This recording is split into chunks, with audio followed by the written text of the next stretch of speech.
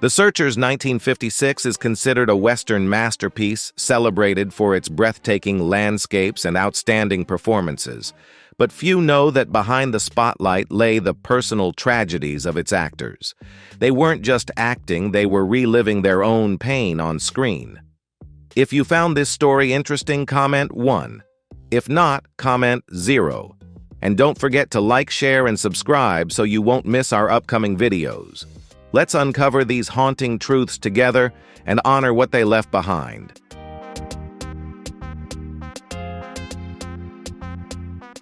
On screen, Natalie Wood played Debbie Edwards, a young girl who is kidnapped, a symbol of lost innocence.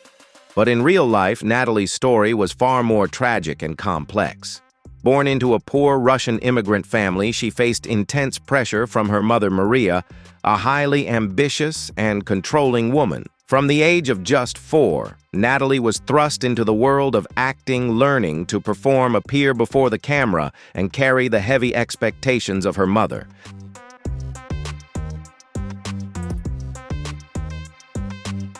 Her childhood was filled with control fear and being forced to grow up too quickly. Instead of enjoying the innocent experiences of childhood, Natalie had to live under strict supervision and constant pressure. Maria treated her daughter's career as everything, disregarding the lasting psychological scars these harsh experiences left behind.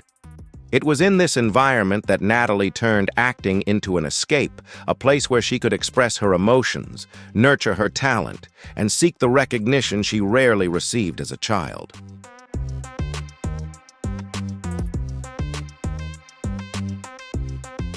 Natalie's career soared when she became a symbol of youth, with her role in Rebel Without a Cause, portraying a girl who was both fragile and resilient, facing personal tragedy while carrying the weight of Hollywood's expectations. Yet success could not erase her deep-seated wounds. Natalie was constantly torn between her screen goddess image, glamorous, talented, and admired, and her true self, a woman hurt and dominated by her mother, entangled in chaotic and complicated relationships.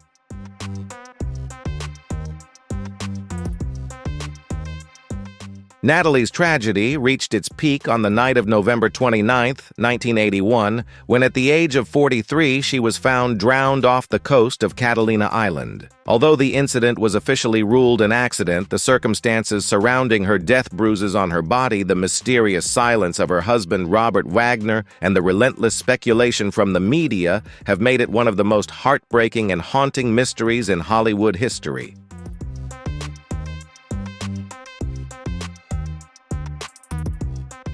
Natalie Wood left behind a dazzling cinematic legacy, but her life also serves as a cautionary tale about the price of fame and the scars of a controlled childhood. Her story is a testament to the conflict between the legendary image on screen and the real pain of the person behind the spotlight. Though she is gone, Natalie's story continues to haunt, reminding us that behind every star, there are sometimes untold tragedies, broken dreams, and hearts that were never fully healed.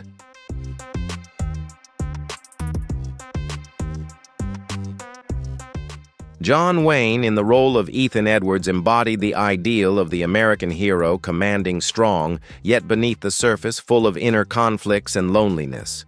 Few know that this image of resilience was forged through a childhood full of hardship. Born into a poor family, his father suffered from lung disease while his mother was strict and created a tense, disciplined household. The Wayne family moved to California in search of new opportunities, but one failure followed another, plunging them into even greater poverty and struggle.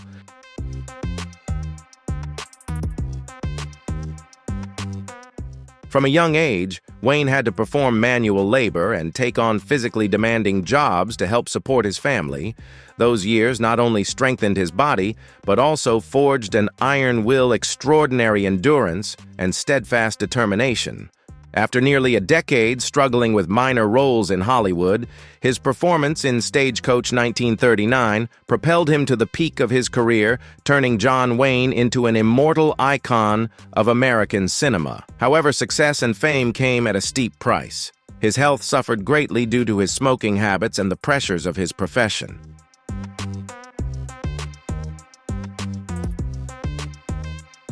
In 1964, he was diagnosed with lung cancer and had one lung removed.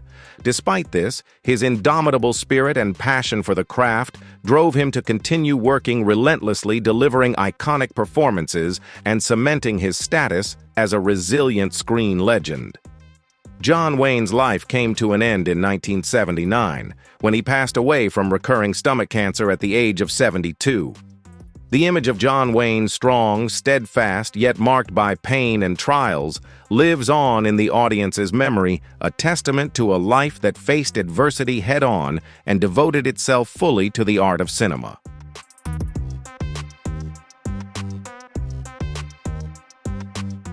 Ward Bond was a close friend of John Wayne, both on-screen and off.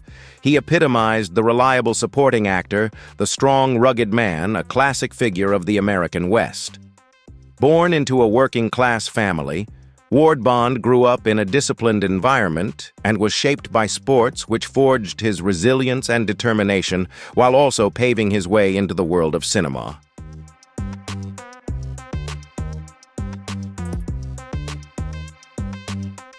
Over a career spanning several decades, Bond appeared in more than 200 films, from leading roles to supporting parts, becoming a familiar face in Hollywood. His presence on screen always brought a sense of reassurance, a friend, a comrade, a trustworthy man.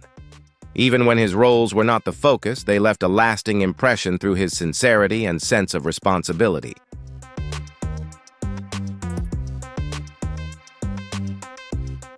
Tragedy struck suddenly. On November 5, 1960, at the age of 57, Ward Bond unexpectedly passed away from a heart attack. Just hours earlier, he had been planning to go watch a football game. No one could have imagined it would be the last time they saw him. At the funeral, John Wayne, his closest friend, delivered a heartfelt eulogy, recalling memories and moments shared both on set and in real life.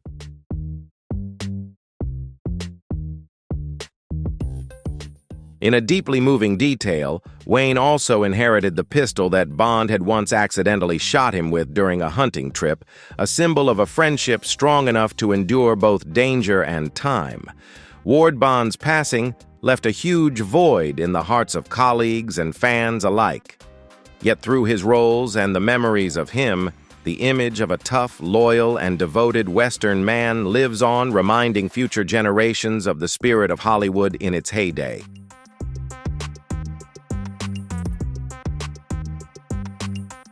In The Poseidon Adventure, Harry Carey Jr. played Brad, a young, impulsive yet sincere man. On screen, he radiated the innocence, energy, and honesty of a young man trying to find his place in a chaotic world. But in real life, Carey Jr.'s story hid far deeper tragedies than any of his roles. As the son of the legendary Harry Carey Sr., he grew up living under the enormous shadow of his father.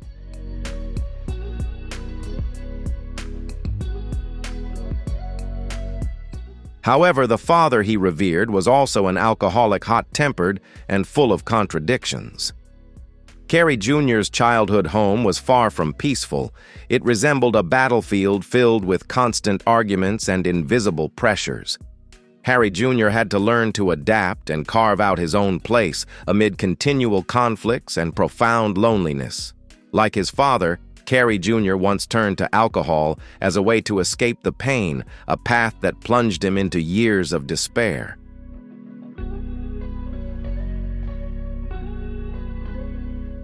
After many years of struggle, he finally overcame his addiction, regained peace, and continued his acting career. Harry Carey Jr. stands as a testament to unwavering determination, overcoming personal hardships to shine. He was the last surviving member of the Searchers, cast passing away in 2012 at the age of 91. Yet his roles, from the untamed landscapes of the West to spirited young men, remain immortal in the audience's memory, serving as a reminder of resilience and loyalty, both on screen and in life.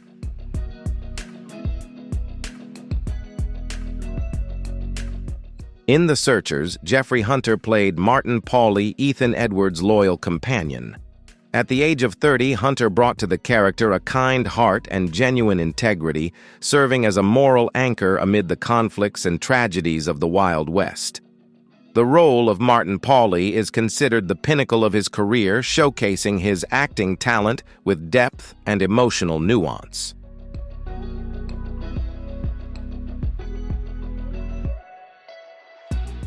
Jeffrey Hunter was not only an actor, but also an educated man, having earned a master's degree, and he was expected to become a major Hollywood star. However, after The Searchers, Hunter's career began to decline. He struggled with health issues, took roles in numerous low-budget films in Europe, and faced failed projects, preventing his promising career from fully reaching its potential.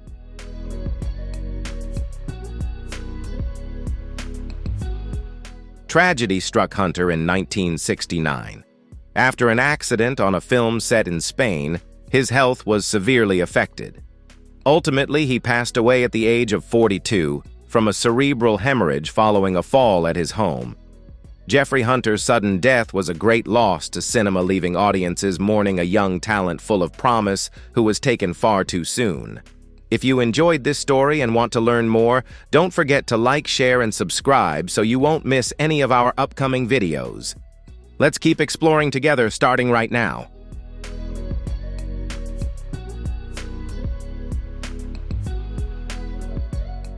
In The Searchers, Ken Curtis played Charlie, bringing warmth and laughter to the tense atmosphere of the Wild West. On screen, Charlie is a loyal, cheerful friend who offers comfort to those around him, but behind the smile and humor, Ken Curtis carried a deep, private loneliness that few knew about. Born and raised in Colorado, Ken was the son of a sheriff.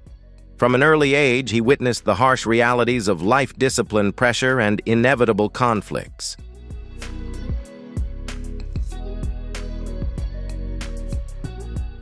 Music became Ken Curtis's refuge, singing to soothe his pain, laughing to hide his sorrow.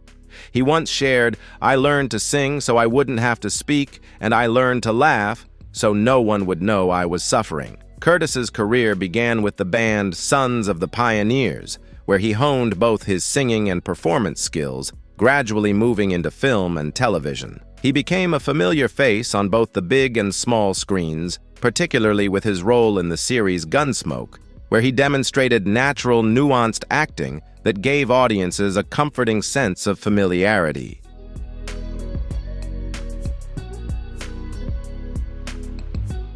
Despite his fame and popularity, Ken Curtis carried a profound loneliness within him. He passed away quietly in his sleep from a heart attack in 1991 at the age of 74. The image of a gentle, quiet, yet deeply emotional artist remains alive in the memories of audiences. The character Charlie was not only a symbol of warmth on screen, but also a testament to a man who knew how to find joy in life's small moments despite pain and solitude.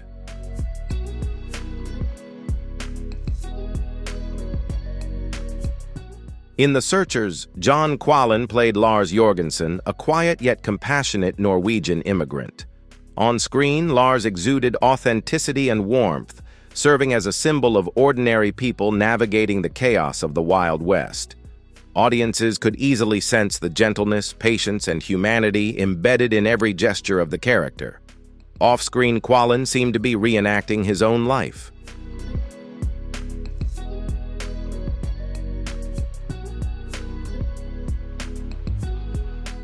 Born in Canada to a Norwegian immigrant family, his father was a strict Lutheran minister.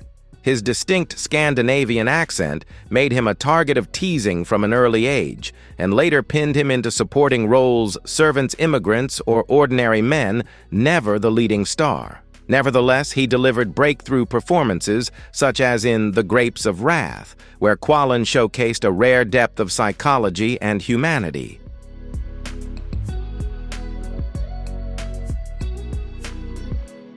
He was a living testament to the talented character actor, never needing to stand out, yet always bringing authenticity and emotional depth to a film.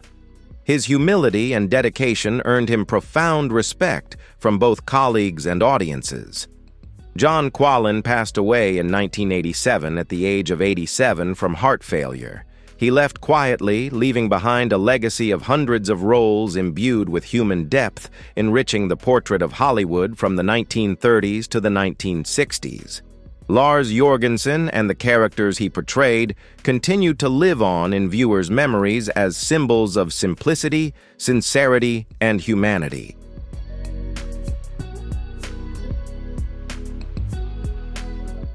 Henry Brandon created a terrifying yet profoundly tragic Chief Scar in The Searchers.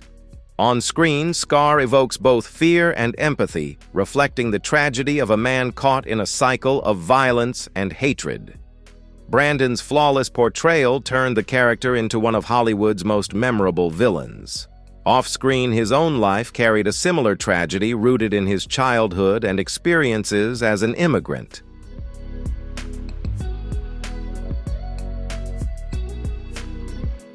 Born in Germany, Brandon and his family emigrated to the United States, growing up in an unfamiliar culture and facing discrimination, along with a constant sense of not belonging. He carried a deep loneliness, feeling he never truly belonged anywhere. To survive in early 20th century Hollywood, Brandon had to conceal his true self and live a double life. He wore a mask both on and off screen, adapting to a harsh and conservative environment.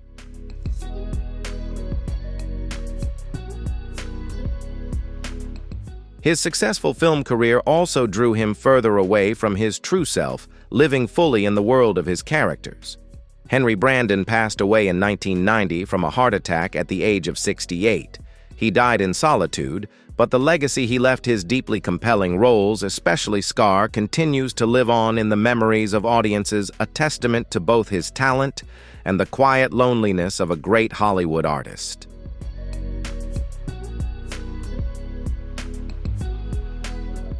Olive Carey, mother of Harry Carey Jr. and wife of Harry Carey Sr., played the resilient Mrs. Jorgensen in The Searchers. On screen, she embodies the image of an indomitable woman carrying her family through countless hardships. Olive was not merely acting, she was reliving her own life story, a life marked by struggle and determination. Her youth was far from easy.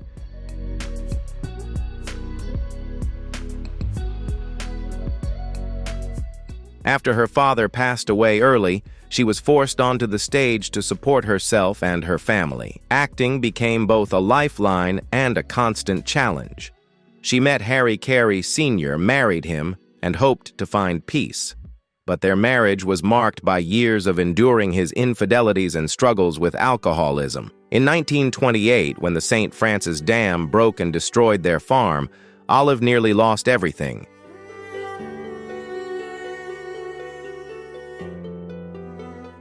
Instead of succumbing to tragedy, she returned to acting with unyielding determination, transforming her pain into strength and projecting that resilience onto the screen. Through each role, Olive Carey portrayed strong women who refused to be defeated by fate. She passed away at the age of 92, leaving behind a legacy as a symbol of perseverance, fortitude, and dedication to her craft. Her performances continue to live on, reminding audiences of the extraordinary inner strength of Hollywood women who rise above life's hardships.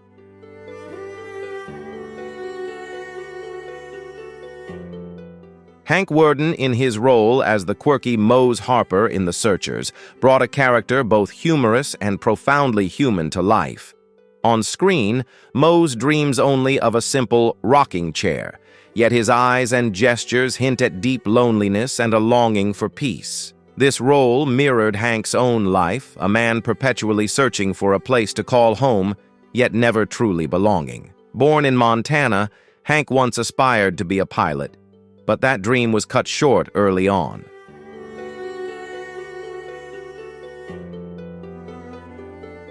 He wandered across the country, trying his hand at rodeo, even surviving a broken neck.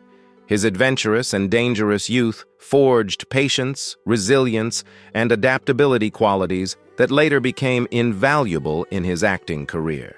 Having worked many jobs from taxi driving to sleeping in horse stables, Hank lived in poverty and isolation. Yet it was precisely his hardships, failures, and simple desires that shaped him, catching the attention of John Ford and earning him a place in the film crew.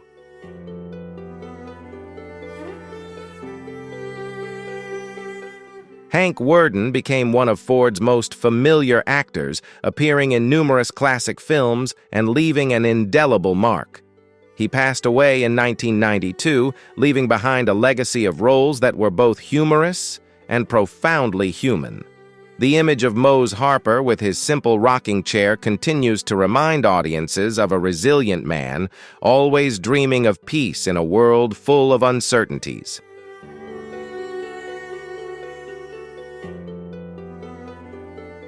Antonio Moreno's small roles in later films seem to be a miniature reflection of the decline of what was once a glorious career. Moreno was Hollywood's first Latin star, a screen lover adored by audiences who starred alongside leading actresses like Greta Garbo and captured the hearts of millions during the silent film era. With his elegant appearance and captivating presence, he once stood at the very pinnacle of the film industry.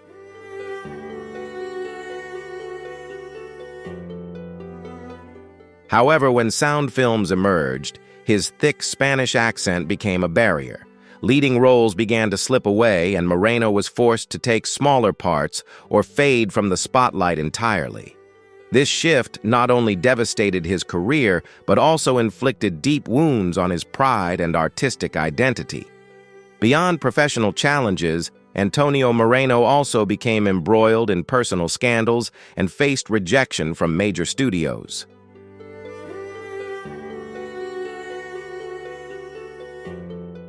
He spent his final years in the shadows, taking small roles to make a living, gradually becoming a lonely, quiet figure in the Hollywood he once illuminated so brilliantly.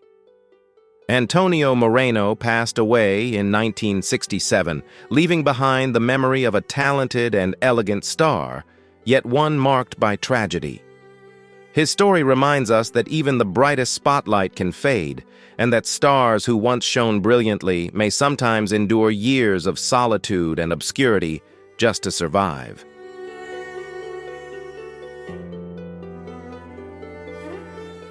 Walter Coy, who played the older brother Aaron in The Searchers, embodies the tragedy of wasted talent.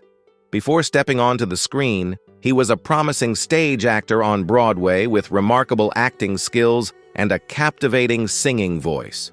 Audiences and colleagues once saw in him a future star, but it was his unchecked ambitions and passions that ultimately led him down a path of self-destruction.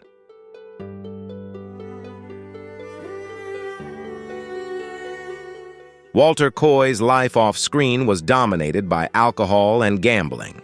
Promising opportunities slipped away one by one, and his singing voice and acting prowess gradually faded. Years of struggling with addiction cost him a once brilliant stage career, the trust of his colleagues, and chances to advance in film. His role as Aaron, the kind but conflicted older brother in The Searchers, mirrors his own life. Audiences can sense the raw, painful truth in every glance and gesture Coy delivers, as if he is reliving his own personal suffering on screen.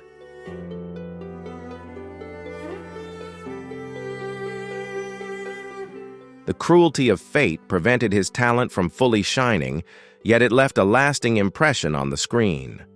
Walter Coy passed away in 1974 from heart failure, a consequence of years of alcohol abuse and a depleted lifestyle. His legacy serves as a poignant reminder of quiet geniuses, those who sacrificed themselves for their art but could not overcome personal struggles, leaving audiences with feelings of both admiration and sorrow.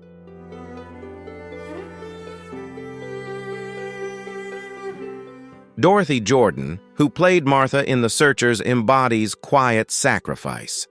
On screen, Martha is a gentle woman harboring a deep love for Ethan, but never expressing it. Dorothy's real life mirrored this character. At the height of her career, she chose to give up the Hollywood spotlight to embrace married life with Marion C. Cooper, a prominent filmmaker known for King Kong.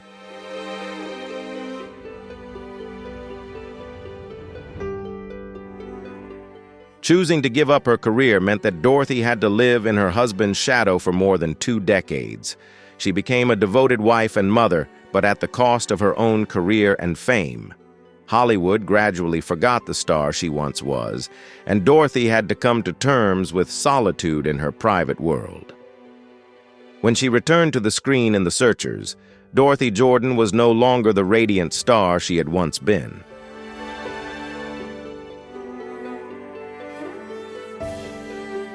She played Martha with eyes and gestures full of life experience, pain, and loss. Every moment of Martha on screen is imbued with Dorothy's real emotions, the unspoken love, the loneliness, and the sacrifices of a woman who gave up so much for her family's happiness. Dorothy Jordan passed away quietly, but her presence and emotionally rich performances live on. She stands as a testament to the silent women of Hollywood stars who shone on screen while carrying personal stories of love, sacrifice, and resilience that few ever knew.